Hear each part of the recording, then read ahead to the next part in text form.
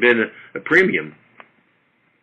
So, I mean, folks are getting a good $25 to $35 a barrel of margin off of this stuff. So you'd have to have a pretty high multiple on your flowing barrels to want to sell.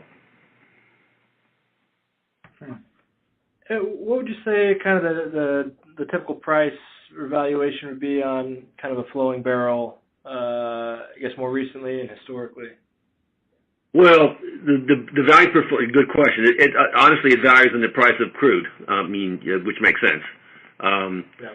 But with the differential where it is right now, which is getting, again in June it was priced as a premium to light sweet. I put the flowing barrel valuation that's right now at up around $35,000 a barrel, flowing barrel. It has been as low as $25,000.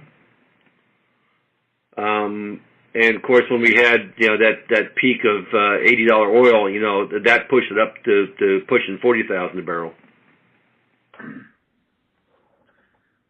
And you mentioned differentials, and we've seen the data on how differentials have tightened over the last 4 or 5 years or so. I guess as we look ahead over the next call it 3 or 4 years, if you dust off your crystal ball, is it reasonable to assume that would continue, or would a base case be kind of keep the differentials where they are today, and maybe any upside? It's just upside if they continue to tighten. Yeah, before I answer that, first I need to give a disclaimer that I'll guarantee after 41 years in the business, any prognosis of my oil prices will definitely be wrong. Okay, so that being said, fair enough. I think in the case of the Bakken that the differentials are going to be good, going to be tight, if not positive, if and until we see the Canadian Syncrudes and their takeaway issues, both particularly southbound, if they could dump flood the mid-continent market with rail bit, which is the heavy crude diluted.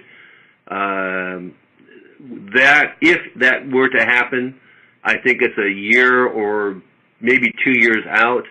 And if it were to happen, I think it would. You'd have to start discounting Bakken because you'd be competing with lower cost molecules delivered to the refineries in the Mid-Con.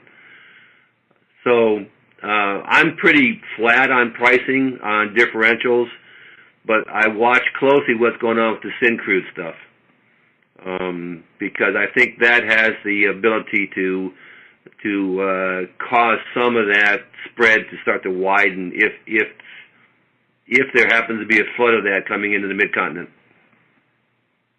Right. Your Line 3 replacement, which is underway right now. Line 3 is the pipeline carrying bitumen, from Hardisty down into northern Michigan. Minnesota. Excuse me, Minnesota.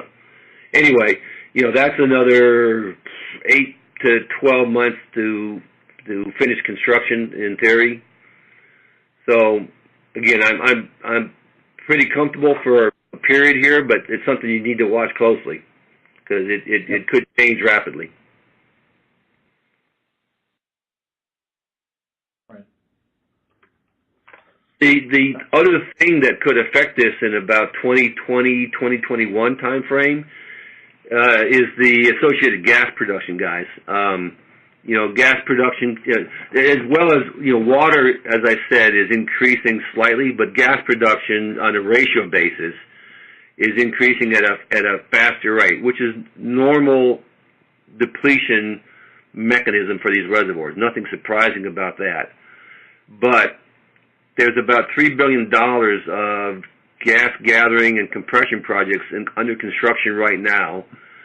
And everything looks to me like pretty good through about 2021 in terms of having the ability to handle the associated gas, given the North Dakota flaring rules. But come about 2021, there's going to need to be another big surge, multiple $billion-dollar type of investment in gas